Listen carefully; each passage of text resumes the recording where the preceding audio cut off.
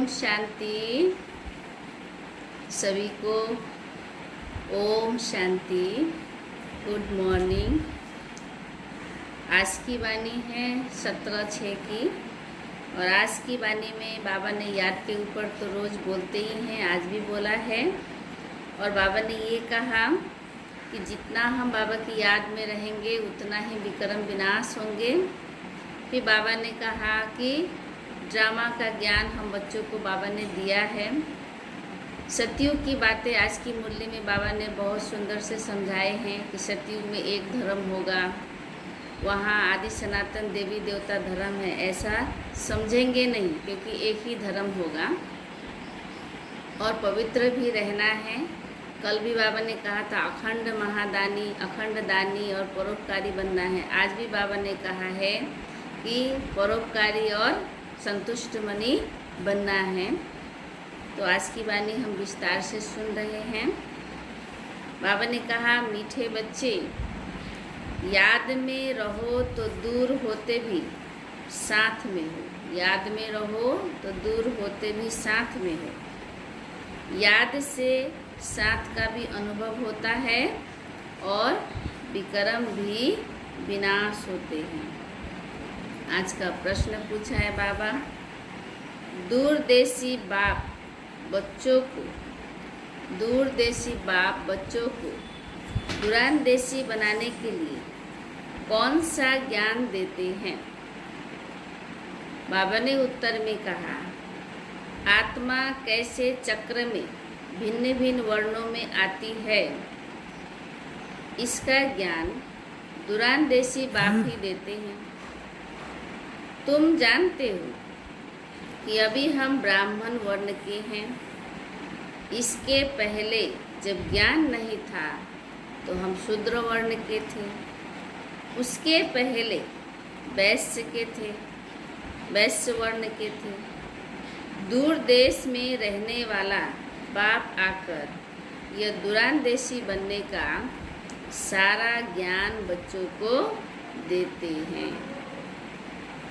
तो आज का गीत है, जो पिया के साथ है उनके लिए ज्ञान की बरसात है। जो बाबा को साथ रखते हैं, साथ में रहते हैं, बाबा ने कहा उसके लिए ज्ञान की बरसात होती रहती है। ओम शांति। जो ज्ञान सागर के साथ है उनके लिए ज्ञान बरसात है। बाबा ने कहा तुम बाप के साथ हो ना, भल विलायत में हो व कहाँ भी हो, साथ हो। याद तो रखते हो ना। जो भी बच्चे याद में रहते हैं, बाबा ने कहा वो सदैव साथ में हैं। याद में रहने के साथ, याद में रहने से साथ रहते हैं और साथ साथ विक्रम भी विनाश होते हैं। फिर शुरू होता है विक्रमाजीत संवत, यानी सतयुग, नई दुनिया। फिर जब रावण राज्य होता है आधा कल्प के बाद तब कहते हैं राजा विक्रम का संवत। वह विक्रमाजीत, यह विक्रमी। अभी तुम विक्रमाजीत बन रहे हो, फिर तुम विक्रमी बन जाएंगे द्वापर से। तो बाबा ने कहा इस समय सभी अति विकर्मी हैं। किसको भी अपने धर्म का पता नहीं है। आज बाबा एक छोटा सा प्रश्न पूछते हैं हम बच्चों से। सतयुग में देवताएं यह जानते हैं कि हम आदि सनातन देवी देवता धर्म के हैं, जानते हैं? बाबा ने ये प्रश्न पूछा। जैसे तुम समझते हो कि हम हिंदू धर्म के हैं, क्रिश्चियन समझते हैं कि हम क्रिश्चियन धर्म के हैं, वैसे वहाँ देवताएं अपने को देवी देवता धर्म का समझते हैं। बाबा ने प्रश्न पूछा है, क्वेश्चन मार्क। विचार करने की बात है ना। वहाँ दूसरा कोई धर्म तो है नहीं जो समझे कि हम फलाने धर्म के हैं। यहाँ बहुत धर्म है, तो पहचान के लिए अलग अलग नाम रखे हैं। वहाँ तो है ही एक धर्म, इसलिए कहने की दरकार नहीं रहती है कि हम इस धर्म के हैं, क्योंकि एक ही धर्म है, आदि सनातन देवी देवता धर्म। उनको पता भी नहीं है कि कोई धर्म होते हैं सतयुग में, उनकी ही राजाई है।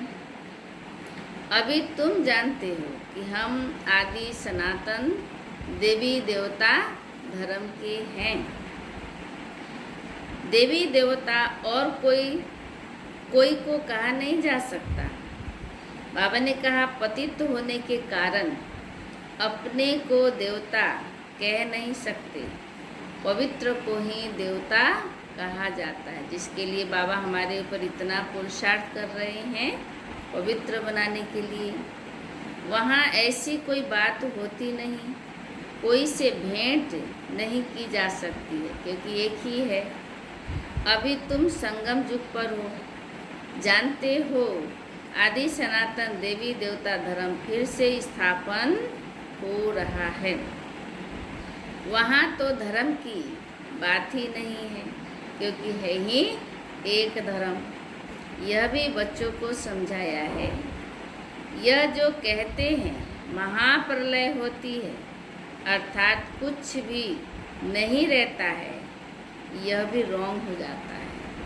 शास्त्रों में या भक्ति मार्ग में तो यही ज्ञान है कि महाप्रलय हो जाती है, लेकिन बाबा ने कहा यह रॉन्ग बात लिखा हुआ है। बाप बैठ समझाते हैं राइट क्या है। बाबा ने कहा शास्त्रों में तो जलमयी दिखा दी है, बाप समझाते हैं सिवाय भारत के बाकी जलमयी हो जाती है। कल भी अंतिम नज़ारे में बताया था ना बाबा ने 1975 की वाणी से कि जलमय कौन होगा, भारत नहीं होगा, बाकी सभी देश हो जाएंगे। एक टापू जैसा बचेगा, उस पर लोग पिकनिक करने जाएंगे, सैर करने जाएंगे। तो बाबा ने कहा कि बाप समझाते हैं सिवाय भारत के बाकी जलमय हो जाती है। इतनी बड़ी सृष्टि क्या करेंगे, क्योंकि जनसंख्या तो कम होगी। एक भारत में ही देखो कितने गांव हैं। पहले जंगल होता है, फिर उनसे वृद्धि होती रहती है, होती जाती है। वहाँ तो सिर्फ तुम आदि सनातन देवी देवता धर्म के ही रहते हो, इसलिए इतना बड़ा का तो काम है नहीं। जैसे घर में भी बहुत सारे सदस्य होते हैं, तो वो घर की मेंटेनेंस करना ठीक अच्छा होता है, हो जाता है। अगर उसमें कम सदस्य हो तो उसको मेंटेनेंस करना नहीं हो पाता है। इसीलिए बाबा ने कहा कि कम जनसंख्या होगी तो इतनी बड़ी सृष्टि क्या होगी, क्या करेंगे, है ना। इसलिए बाबा ने कहा इतनी बड़ी सृष्टि क्या करेंगे। एक भारत में ही देखो कितने गांव हैं। पहले जंगल होता है, फिर उनसे वृद्धि होती जाती है। वहाँ तो सिर्फ तुम आदि सनातन देवी देवता धर्म के ही रहते हो। यह तुम ब्राह्मणों की बुद्धि में बाबा धारण करा रहे हैं। अभी तुम जानते हो उच्चते उच्च कौन है, शिव बाबा। उच्चते उच्च शिव बाबा कौन है, उनकी पूजा क्यों की जाती है, अक आदि के फूल क्यों चढ़ाते हैं उनके ऊपर। वह तो निराकार है ना। कहते हैं नाम रूप से न्यारा है, परंतु नाम रूप से न्यारी कोई चीज होती नहीं है। तब क्या है, जिसको फूल आदि चढ़ाते हैं पहले पहले पूजा उनकी होती है, मंदिर भी उनके बनते हैं, क्योंकि भारत की और सारी दुनिया के बच्चों की सर्विस करते हैं, इसलिए बाबा की मंदिर पहले पहले बनती है, पूजा होती है। मनुष्यों की ही सर्विस की जाती है ना। इस समय तुम अपने को देवी देवता धर्म के नहीं कहला सकते, क्योंकि अपवित्र हैं, पतित हैं। तुमको पता भी नहीं था कि हम देवी देवता थे, फिर अभी बन रहे हैं। अभी बाप समझा रहे हैं, तो बाबा ने कहा समझना चाहिए ना। यह नॉलेज नहीं तो समझाना चाहिए। यह नॉलेज सिवाय बाप के और कोई दे न सके। उनको ही कहते हैं ज्ञान का सागर, नॉलेज फूल। गाया हुआ है, रचता और रचना को ऋषि मुनि आदि कोई भी नहीं जानते। क्या कहते? नेति नेति करते गए हैं, हम नहीं जानते हैं। जैसे छोटे बच्चे को नॉलेज है क्या कोई भी बात का, जैसे बड़े होते जाएंगे बुद्धि खुलती जाएगी, कितना ज्ञान बढ़ जाता है, बुद्धि में आता जाएगा। विलायत कहाँ है, यह कहाँ है, सब बुद्धि में आता जाएगा। तो बाबा ने कहा तुम बच्चे भी पहले इस बेहद की नॉलेज को कुछ नहीं जानते थे। यह भी कहते हैं भल हम शास्त्र आदि पढ़ते थे ब्रह्मा बाबा के लिए, परंतु समझते कुछ भी नहीं थे। मनुष्य ही इस ड्रामा में एक्टर है ना, तो मनुष्य समझेंगे। तो बाबा ने कहा सारा खेल दो बातों पर बना हुआ है। कौन सी दो बातें? भारत की हार और भारत की जीत। अभी देखिए युद्ध की भी तनातनी हो रही है ना, तो भारत की हार और भारत की जीत पर ही खेल है, भारत ही मुख्य है। भारत में सतयुग आदि के समय पवित्र धर्म था, इस समय है अपवित्र धर्म। अपवित्रता के कारण अपने को देवता नहीं कह सकते हैं, फिर भी श्री श्री नाम रखा देते हैं। लेकिन श्री माना श्रेष्ठ, पवित्र। श्रेष्ठ कहा ही जाता है पवित्र देवताओं को। श्रीमत भगवान वाच कहा जाता है ना। अब श्री कौन ठहरे? जो बाप के ऊपर सुनकर, बाप के सन्मुख सुनकर श्री बनते हैं, या जिन्होंने अपने को श्री श्री कहलाया है। बाबा ने कहा कौन? जो बाप के सन्मुख सुनकर श्री बनते हैं, या जिन्होंने अपने को श्री श्री कहलाया है, टाइटल लिया है, कौन श्रेष्ठ ठहरे? तो बाप के सन्मुख जो सुनते हैं, पवित्र बनते हैं बाप से, वही बाप के कर्तव्य पर जो नाम पड़े हैं, वह भी अपने ऊपर नाम रख दिए हैं। बाबा ने कहा यह सब है रेजगारी की बातें। फिर भी बाप कहते हैं बच्चों, एक बाप को याद करते रहो, यही वशीकरण मंत्र है। तुम रावण पर जीत पहन जगत जीत बनते हो। इसीलिए बाबा ने कहा घड़ी घड़ी अपने को आत्मा समझो। यह शरीर तो यहाँ 5 तत्व का बना हुआ है, बनता है, छूटता है, फिर बनता है। अब आत्मा तो अविनाशी है। अविनाशी आत्माओं को अब अविनाशी बाप पढ़ा रहे हैं संगम युग पर। बाबा ने कहा भल कितने भी विघ्न आदि पड़ते हैं, माया के तूफान आते हैं, तुम बाप की याद में रहो। तुम समझते हो हम ही सतो प्रधान थे, फिर तमो प्रधान बने हैं। तुम्हारे में भी नंबरवार जानते हैं। तुम बच्चों की बुद्धि में है कि हमने ही पहले पहले भक्ति की है।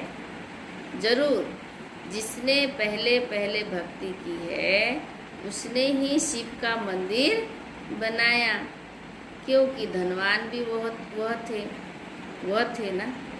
बड़े राजा को देख और भी राजाएं और प्रजा भी करेंगे वो मंदिर बनाने का। यह सब है डिटेल की बातें। 1 सेकेंड में जीवन मुक्ति कहा जाता है, फिर कितने बरस लग जाते हैं समझाने में। अगर 1 सेकेंड में जीवन मुक्ति जब उतरते हैं तो कितने बरस उसी बात को समझाने में लग जाते हैं। ज्ञान तो सहज है, उसमें इतना टाइम नहीं लगता है जितना याद की यात्रा पर लगता है। पुकारते भी हैं बाबा आओ आकर हमको पतित से पावन बनाओ। ऐसे नहीं कहते कि बाबा हमें विश्व का मालिक बनाओ। जब हम पावन बन जाएंगे तो विश्व का मालिक बन ही जाएंगे। सब कहेंगे पतित से पावन बनाओ, क्योंकि बाबा कौन है? पतित से पावन बनाने वाले, पतित पावन। पावन दुनिया कहा जाता है सतयुग को, इनको पतित दुनिया कहेंगे। पतित दुनिया कहते हुए भी अपने को समझते नहीं है कि हम पतित हैं, अपने प्रति घृणा नहीं रखते। बाबा ने कहा तुम किसके हाथ का नहीं खाते हो, तो कहते हैं हम अछूत हैं क्या? बाबा ने कहा अरे तुम खुद ही कहते हो ना, पतित तो सब है ना। तुम कहते भी हो कि हम पतित हैं, यह देवताएं पावन हैं, तो पतित को क्या कहेंगे? गायन है ना, अमृत छोर विष काहे को खाए, विष तो खराब है ना। बाप कहते हैं यह विष तुमको आदि मद अंत दुख देता है। कल भी बाबा ने कहा था काम महाशत्रु है, आदि मद अंत दुख देता है, परंतु इनको पॉइजन समझते थोड़े ही हैं। जैसे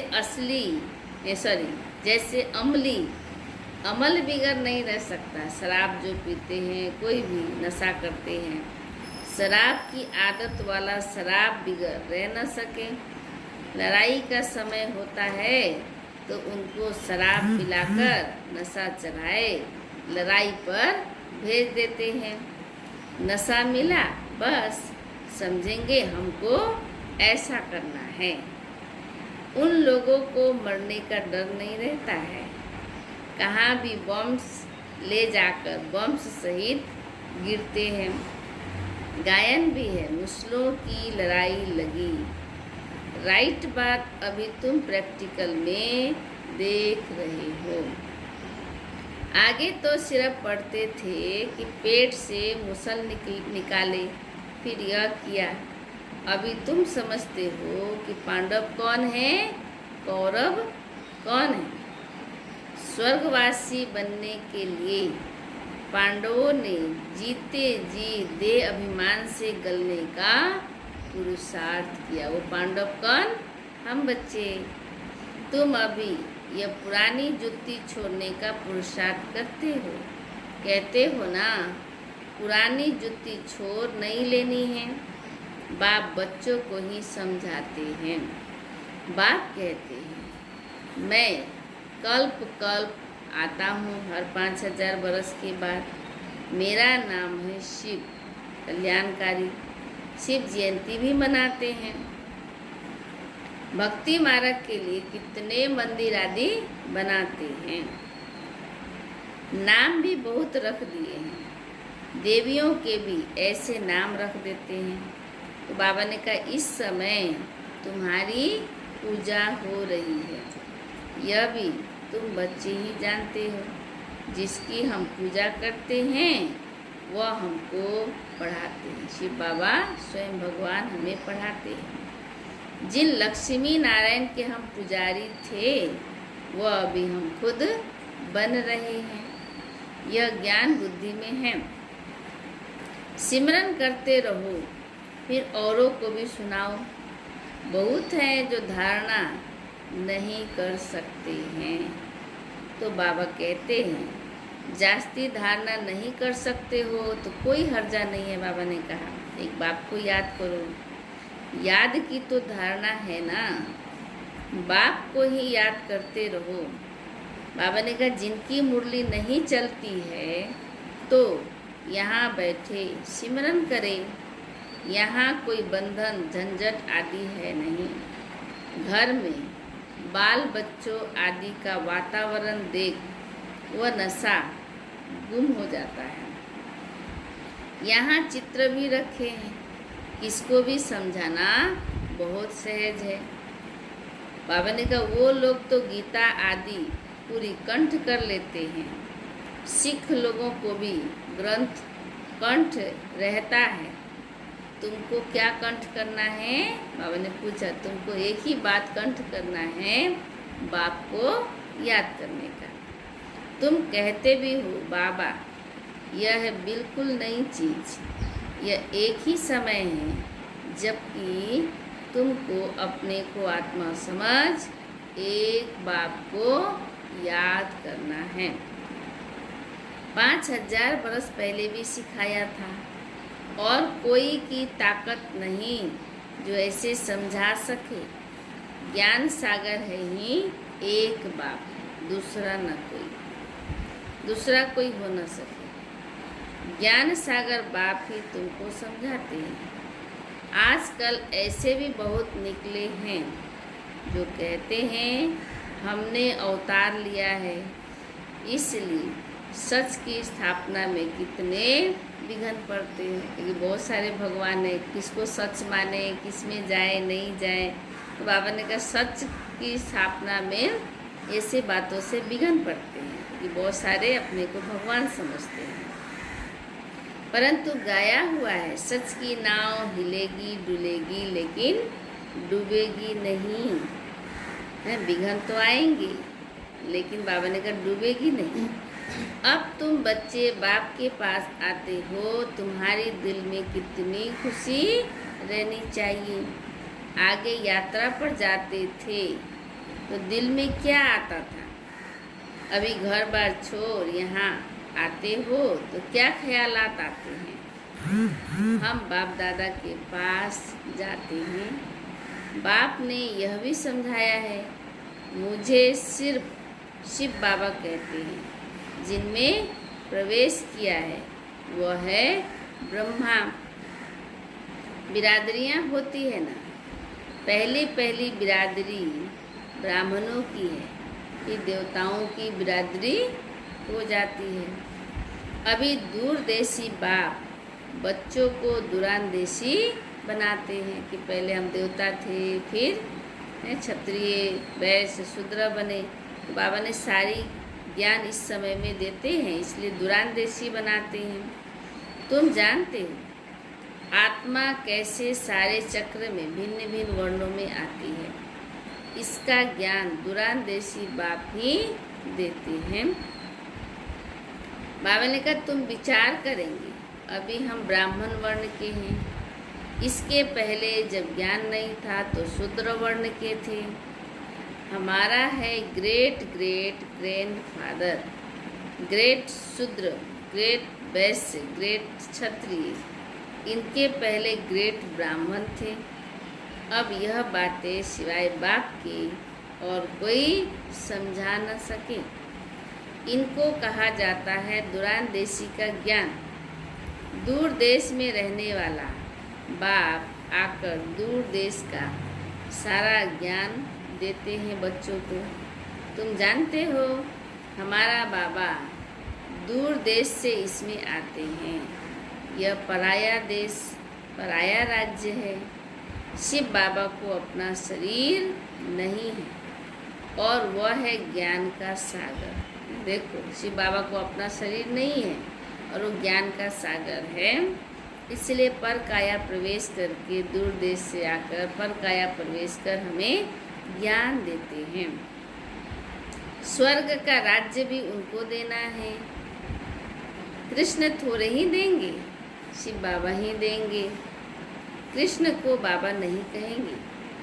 बाप राज्य देते हैं, बाप से वर्षा मिलता है। अभी हद के वर्षे सब पूरे होते हैं। सतयुग में तुमको यह मालूम नहीं रहता है, नहीं रहेगा कि हमने यह संगम पर 21 जन्मों का वर्षा लिया हुआ है। यह अभी जानते हो कि हम 21 जन्मों का वर्षा आधा कल्प के लिए ले रहे हैं।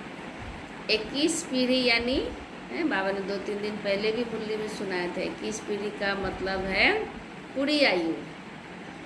पूरी आयु जब शरीर बूढ़ा होगा तब समय पर शरीर छोड़ेंगे। जैसे सर्प पुरानी खाल छोड़ नहीं ले लेते हैं, अपना भी हमारा भी पार्ट बजाते बजाते यह चोला पुराना हो गया है, इसलिए इसको छोड़ेंगे। तुम सच्चे सच्चे ब्राह्मण हो, तुम्हें ही भ्रमरी कहा जाता है। आज बाबा ने बच्चों को ब्राह्मण और भ्रमरी दोनों की राशि एक ही है। ब्राह्मण भी क्या करते हैं, पतित मनुष्यों को भू भू करके ज्ञान सुना करके पावन देवता समान बना देते हैं। तो बाबा ने कहा तुम सच्चे सच्चे ब्राह्मण हो, तुम्हें ही ब्रह्मरी कहा जाता है। तुम कीड़ों को आप समान ब्राह्मण बनाती हो। तुम्हें कहा जाता है कि कीड़ों को ले आकर बैठ भू भू करो। भ्रमरी भी भू भू करती है, फिर कोई को तो पंख आ जाते हैं, कोई तो मर जाते हैं। मिसाल सब अभी के हैं। तुम लाडले बच्चे हो, बच्चों को नूरे रतन कहा जाता है। नैनों का तारा, आंखों का तारा। बाप कहते हैं नूरे रतन। देखो बाप हम बच्चों को क्या समझते हैं, ये मेरे बच्चे नूरे रतन है, मेरे आंखों के नूर है। तुमको अपना बनाया है तो तुम भी हमारे हुए ना। ऐसे बाप को जितना याद करेंगे उतना पाप कटते जाएंगे, और कोई को भी याद करने से पाप नहीं कटेंगे। कल भी इस बात की समझानी दी थी बाबा कि देहधारी को याद नहीं करना है, और ही कर्म संबंध बन जाकर संबंधों से कर्म का हिसाब किताब बन जाता है। इसलिए बाबा ने कहा एक बाप को ही याद करना है, तभी विकर्म विनाश होंगे। अच्छा, मीठे मीठे सभी बोलेंगे, सभी भाई बहन, मीठे मीठे सिखी लदे बच्चों प्रति माता पिता बाप दादा का याद प्यार और गुड मॉर्निंग। रूहानी बाप की रूहानी बच्चों को नमस्ते। हम रूहानी बच्चों की रूहानी बाप दादा को याद प्यार गुड मॉर्निंग और नमस्ते नमस्ते नमस्ते। शुक्रिया बाबा, नमस्ते। अच्छा, धारणा के लिए मुख्य सार। पहली पॉइंट बाबा ने कहा जीते जी देह अभिमान से गलने का पुरुषार्थ करना है। पांडव गल मरे, यानी बाबा इस समय कहते जीते जी देह अभिमान से गलने का पुरुषार्थ करना है। इस पुरानी जुत्ती में जरा भी ममत्व न रहे। दूसरी, सच्चा ब्राह्मण बन कीड़ों पर ज्ञान की भू भू कर उन्हें आप समान ब्राह्मण बनाना है। पहले तो ब्राह्मण ही बनाना है। अच्छा, आज की वरदान है, दुनिया में होपलेस है, सभी निराश हो चुके हैं, तो बाबा ने कहा आप उनको आशावादी बनाओ। होपलेस में भी होप पैदा करने वाले सच्चे परोपकारी संतुष्ट मनी भव। होपलेस में भी होप पैदा करने वाले सच्चे परोपकारी संतुष्ट मनी भव।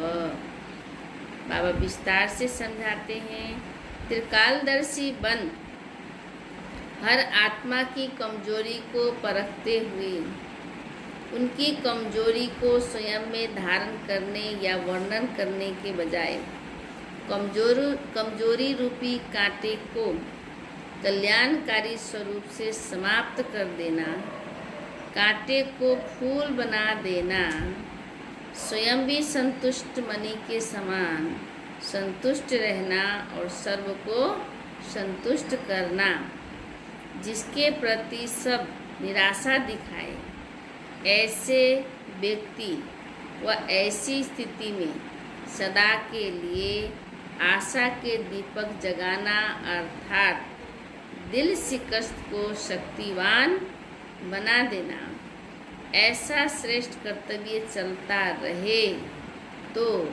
परोपकारी संतुष्ट मणि का वरदान प्राप्त हो जाएगा। कहते हैं ना, सुखी को सुखी बनाना, उसको कोई बहादुरी नहीं कहते हैं, परोपकारी नहीं कहते हैं। जो निराश हो चुके हैं, शक्तिहीन हो चुके हैं, दिल शिकस्त हो चुके हैं, उनके अंदर ऐसी ज्ञान से, योग से शक्ति भर देना। तो बाबा ने कहा ऐसा श्रेष्ठ कर्तव्य चलता रहेगा, तभी हम बच्चों को टाइटल मिलेगा, यादगार बन जाएगा, परोपकारी संतुष्ट मनी का। अच्छा, आज की स्लोगन है, कल तो बाबा ने ज्ञान, गुण, धारणा में सिंधु बनने के लिए कहा और स्मृति में बिंदु बनने के लिए कहा। और आज कह रहे हैं परीक्षा के समय प्रतिज्ञा याद आए। बाबा से जो प्रतिज्ञा करते हैं, परीक्षा के समय प्रतिज्ञा याद आए, तब प्रत्यक्षता होगी। बाबा को प्रत्यक्ष हम कब कर सकेंगे? जब हम बाबा से शुरू में जो प्रतिज्ञा किए हैं, बाबा एक आप और मेरा दूसरा कोई नहीं है, बाबा हम आपका हाथ और साथ कभी नहीं छोड़ेंगे, आपके ही बन करके हैं हम संपूर्णता को पाएंगे। तो बाबा ने कहा आज पूरे सृष्टि को भी संपूर्ण बनाने के लिए बाबा को प्रत्यक्ष करना है। उसके लिए बाबा से जो हमने प्रतिज्ञा की है उसको हमेशा याद रखना है। अच्छा, तो अब मम्मा की विशेषताएं कल क्या सुने थे हम लोग? कर्मेंद्रिय जीत, महाकाली, परसों था अंतर्मुक्ता के ऊपर। तो मम्मा के अंदर जो विशेषताएं हैं उन्होंने जो करके दिखाया, हम बच्चों को बाबा अभी सुना रहे हैं कि हमें भी करके दिखाना है, मम्मा समान बनना है। तो ड्रामा पर निश्चय, आज भी बाबा ने ड्रामा का ज्ञान थोड़ा सा टच किया है। तो ड्रामा पर हर तरह के ज्ञान के साथ साथ मम्मा को ड्रामा के ऊपर ही पूरा निश्चय होता था। मम्मा का शिव बाबा के साथ साथ ड्रामा के ऊपर भी अटल निश्चय था। मम्मा ड्रामा के ऊपर 2-2 घंटे क्लास कराती थी। मम्मा कहा करती थी कि जितना बाबा पर निश्चय है उतना ही ड्रामा पर भी निश्चय होना चाहिए, तब ही आप ईश्वरीय जीवन में एक रस अवस्था में रह सकेंगे। मम्मा के सारे जीवन में यही देखने को मिला कि ड्रामा पर अटल और अचल होने के कारण हमेशा एक रस रहती थी। पूरे युद्ध स्थल यानी यज्ञ के कारोबार में बाबा ने मम्मा को ही आगे रखा। यज्ञ ही मम्मा के नाम पर था। स्थापना के हर कार्य में जितना भी परीक्षाएं आई, मम्मा ने शिव शक्ति सेना का नेतृत्व किया। कितनी भी कठिन परिस्थितियां आई, विघ्न आए, लेकिन मम्मा ने हंसते हंसते अचल अडोल होकर सामना किया और विजय प्राप्त की। तो आज भी बाबा ने बोला कि बहुत विघ्न आएंगे, विघ्न तो आते ही रहते हैं, अंत तक भी आएंगे, लेकिन मम्मा की जो विशेषता इस समय सुने हम सभी कि ड्रामा के ऊपर भी उनका अटल निश्चय था। बाबा पर तो पूरा ही निश्चय था, ड्रामा पर भी। उसके कारण मम्मा हमेशा विजयी बन के रही। अच्छा, फिर हम अंतिम समय के नज़ारे सुना रहे हैं। कल तो 75 की बानी से थी और आज जो है 4/2/1980 की बानी से है, अव्यक्त बानी से है। जो गाया हुआ है देवताओं के आगे प्रकृति हीरे रत्नों की थालियां भरकर लाई। पृथ्वी और सागर यह आपके लिए चारों ओर फैला हुआ सोना और मोती हीरे एक स्थान पर इकट्ठा करने के निमित्त बनेंगे। इसी को कहते हैं थालियां भरकर आए। तो यह भारत और आसपास के स्थान थाली बन जाएंगे, जो सागर सारा समेट करके भारत में लाएगा। सेवक बनकर विश्व के मालिकों के लिए तैयारी कर आपके आगे रखेंगे। ऐसे ही देवताओं के लिए सर्व रिद्धि सिद्धियाँ भी सेवाधारी बनती है। यह जो भिन्न भिन्न प्रकार के स्थानों द्वारा सफलता अर्थात सिद्धि को प्राप्त करते हैं, यह सब सिद्धियां अर्थात साइंस का भी रिफाइन रूप सफलता रूप सिद्धि के रूप में आपके सेवाधारी बनेंगे।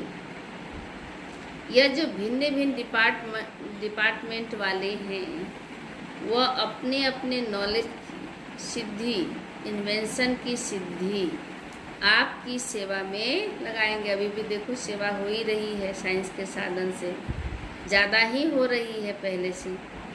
इसको कहा जाता है देवताओं के आगे प्रकृति भी दासी बनकर सेवा करती है।